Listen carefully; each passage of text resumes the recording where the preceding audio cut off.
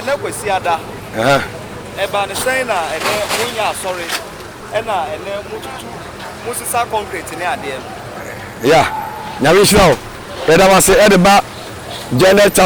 Chapel International Jesus that Evangelical Ministry Apostle Kwame Osunie the man na ya nya sole na ya adwuma ne se yesi aso da ma Awurade Yakopon na obi a si dan a agichem your bedroom your hall and your toilet and bath your kitchen ni bibia but baby a si dan na duro no ya duro baby e floor no puppet hoya konkon bia ma Awurade konkon ne twedi aponyame ani Yesu Kristo eti ya transfer se ya family best number baby this puppet ne ma Awurade a ebinom a life no share anya papa sa ebinom timi no sane ade ade ntine ye ne sole ma no ye be fa ne se konkon bi enti no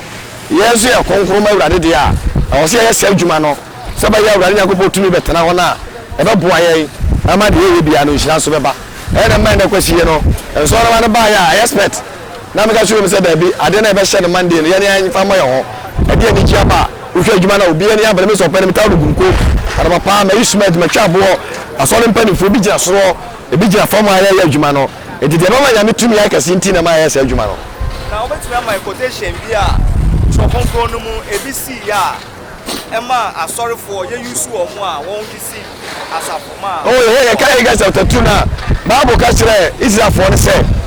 wo mo sia so da mo no nya me do bi no fo mo to aso bi mu e na ba say a me yi mo firi kwaso mo e o se mo si ba bi de ma me na mo si duru ba bi afei mo ja si wonom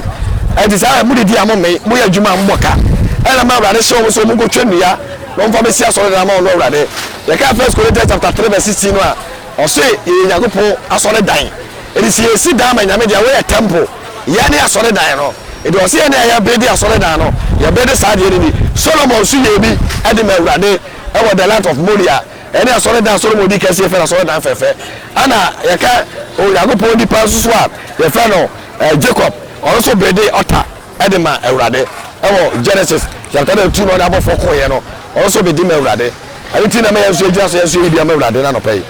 Emfaso Bena. E was wa asori members na who use anana pay one more sister concrete na there one faso be na one so won benya oh say o ka Bible na Yesu ebusa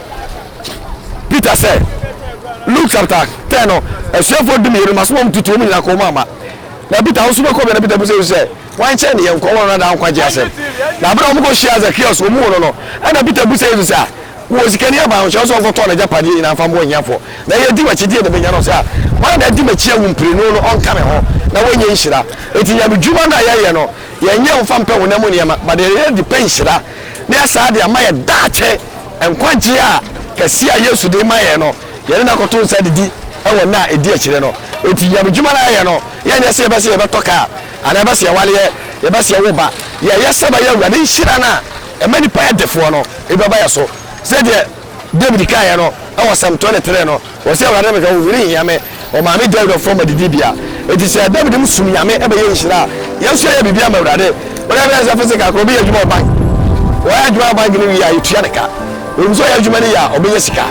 it is an yesu de ye no ya mpampa wonam ne ma mo ye pe nhira e nhira ana wonam ne ma wo iti na Bible so nyam so mpa abuju wo no e ya de nyina nya kase se ye baga se ye target ne se ye be se tola ngusa iti ne ya da bi yanwa ye ya se Awurade nhira baba yeso Asia fane na obia ehwo afuto be na de ba mo asofo a won wiase na okay and na pai bida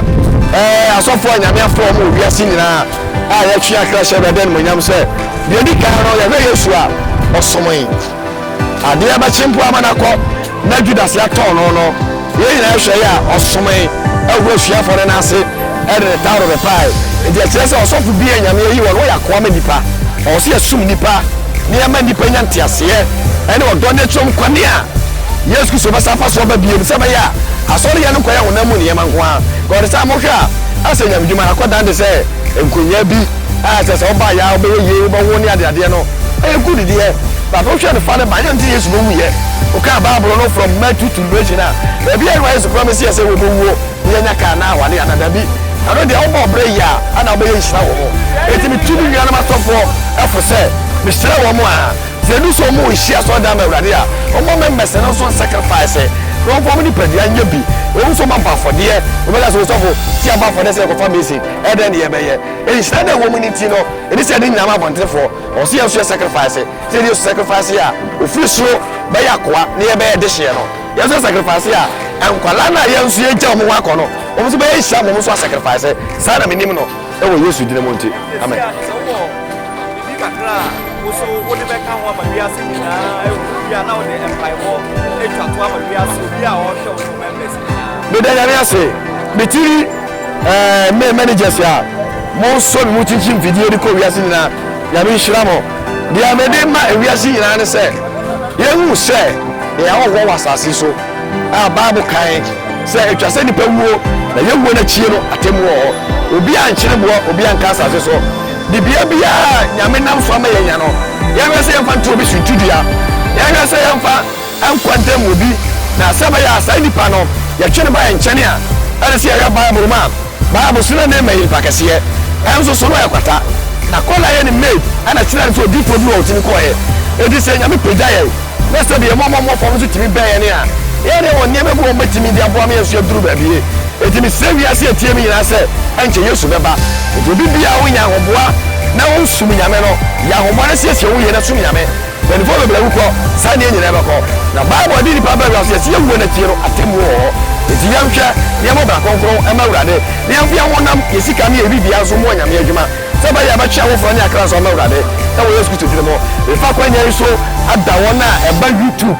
and Facebook betie Jalam Chapel International ye we ayi nyina ya Jesus is the light evangelistic ministry apostle Chakwa Mosu and America say me na wurade na me so de asafo ne ba ya ye fa ne kofa bae e wurade nyakopa dom ana me di Islam pa body am obi bia wo ba Facebook ana YouTube betie Jalam Chapel International aya apostle Chakwa Mosu won to credit tonton twene obenya nkwaji asem wa obenya mpaebo obese na direction ani nyame ani mo nyam enso so wa asai yimpa ya magana de dikan ebrade mo yampa ni fo wo man asoja for preach for doctor obi bia wo ni power Ghana ha no ebrade nsanya kese wo no so na de sabre wo tiemi a wo yale be bom paya suma yare se tumi se engosa na yare de sabre do sire nim so no wuo be bom paya se ebrade ma bibi si na no do no wo onyanko wo bi oba na bi sibo no adwuma na bi sibo no bisika no obi agye bi yimpa ya se onyame a wo hira nipa ntume no me no obrade abasa na kese woni maso na me de sampaje e ma me anga sa me church members me mpani fuo and all the members our former and our agye mo ya e hye nyame no nyame no obrade sa nya kese wo mo so obrade ena na chinchira jalam da o mana basa kese odi Israel wo basa basa no empeja jazem ensi zio people ene asase anu wusi wo so me da obrade ase me da tiefo nyina ase obrade hira mo e wo Yesu dine mo nti amen ene kwesi ada eba ne sen na ene munya sorry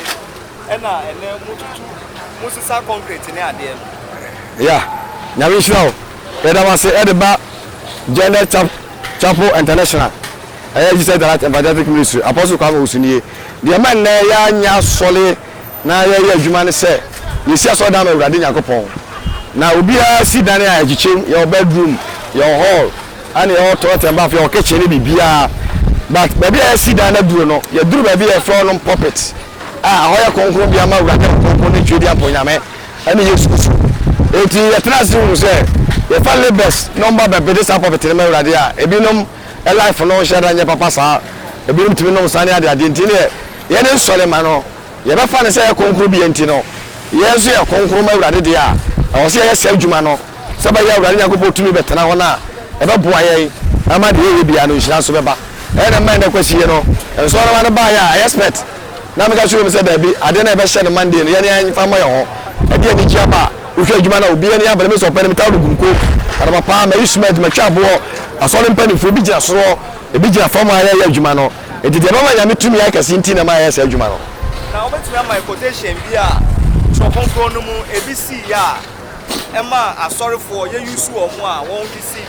asafoma oh ye kai ga chapter 2 na bible ka kire Israel for say wo mo sia so da mo no nyame dua bi no afo mo to aso bium ana ba say ma yi mo finku aso mo e wo se mo si ba bi de mame na mo si duru ba bi afo mo jasi wonom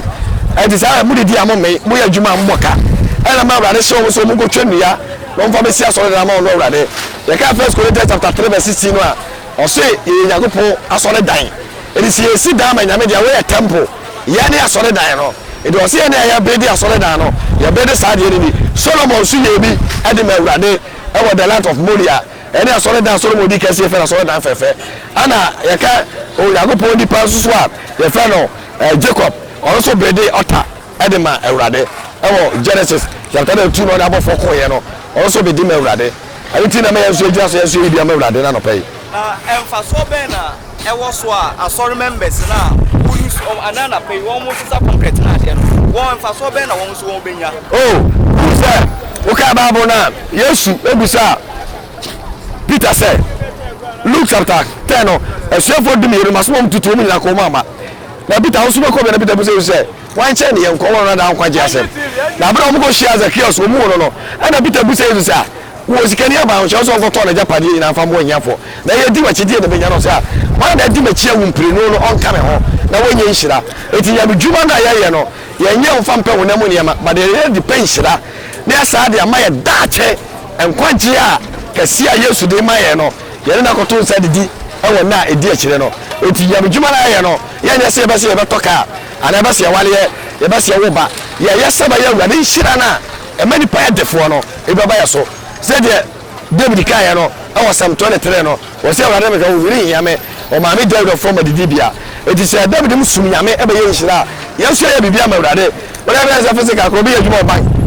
wo ya dwuma ban gini ya yitua ne ka wo so ye dwuma ne ya o be ye sika eti sa ne ye so de ye no ye mpampa wonamu ne ma ye pe nhira e nhira ana wonamu ne ma wo eti na Bible so nyam so mpa abuju mu no e ya de nyina nya kase ye se ye baga se ye target ne se ye be se tola nkusa eti ne ye da binya no a ye se awurade nhira baba ye so sia wiase afa ne nyina obia ehwew afoto be na de ma wudua mo asofo a won wiase nyina okay and na pai me da asofo anyame afo mo wiase nyina a ye twa kra hye awurade no nyam se de di kan no ye be Yesu a osomoyin ade aba chimpo amanako na Judas ya ton no ye nyina hwe ya osomoyin awura hwiafo ne na ase e de tawro be pai e de kire se osofo bi anyame yi won ya kwa ma dipa o se asum dipa ne ya mandi panya ntiase ene odo ne chom kwame a Yesu Kristo basafa so ba biem se ba ya asori ya no kwa ya wonamu ne yema nko a ko de sa mo hwa asenya bidwuma na kodan de se enkonya bi a se se oba ya oba ye ba wo ne ade no e good de ba to hwe ne fa ne ba ya nti Yesu no wuye o ka Bible no from Matthew to Revelation na ba bia no Yesu promise ya se wo bo wo ne nya ka na wale ya na dabi ado de oba obre ya ana oba ye nhira wo mo etimi tubu nwa na masofo efo se misra wo mo a se du so mo hia so da ma awurade a o mo members no so sacrifice no fo mo ni padua nya bi o so ma bafode o be ga so sofo si abafode se ko fa besi e de ne ye be ye e hia na wo mo ni ti no e ni se de nyama bontefo o si so sacrifice se de sacrifice a o firi so be ya koa ne ye be ye de hye no ye so sacrifice a enkwala na ye nso ye gya mo wa ko no o mo so be ye hia mo so sacrifice sa na menim no e wo Yesu dina mo nti amen kakra woso wode beka ho ama wiase nyina ehu wia na wode empaibo etwa to ama wiase obi a o hwe wo members nyina me da yare ase betiri me managers ya mo so mi mutinchim video de ko wiase nyina ya me hira mo dia me de ma wiase nyina ne se ye hu se ya wo wasase so a Bible kan se etwa se nipa wuo na ye wuo na chie no atemu ho obi a nkyere bo obi a nka asase so bibia bia nyame nam so ma yenya no ya be se yemfa nto bi suntudia ya be se yemfa ankwantem obi na saba ya sai nipa no ya twene ba nkyene a ade se ya Bible ma Bible suna na mai pakase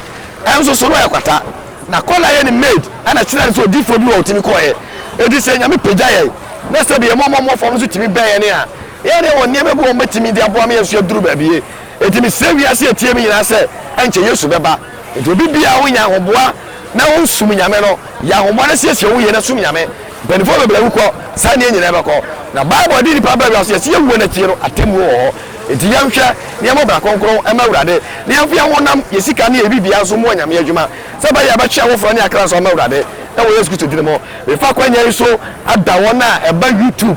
and Facebook betie Jalam Chapel International ye we ayi nyina ya Jesus is the Light Evangelistic Ministry. Apostle Chakwam Osu and America say, me na awurade na me so de asafo ne bae a ye fa ne kofa bae. Awurade nyakopa dom ana me de Islam pa bode am obi bia wo ba Facebook and YouTube betie Jalam Chapel International. Aya Apostle Chakwam Osu won to credit tonton twere obenya kwaji asem wa obenya mpaebo obese na direction ani nyame ani monyam enso so wa asei yimpa ya magana de di kan Awurade mo yampa ni fo wo man a soldier for preach for doctor obi bia we ni power Ghana ha no Awurade nsanya kese wo no so na de sabre wo tie mi a wo yale be bom paya suma yale se tumi se engosa na yale de sabre do sire nim so no wuo be bom paya se Awurade ma bibi nsi na no do no wo onyanko obi oba na bi sibo no adwuma na bi sibo no bisika na obi agye bi yimpa ya se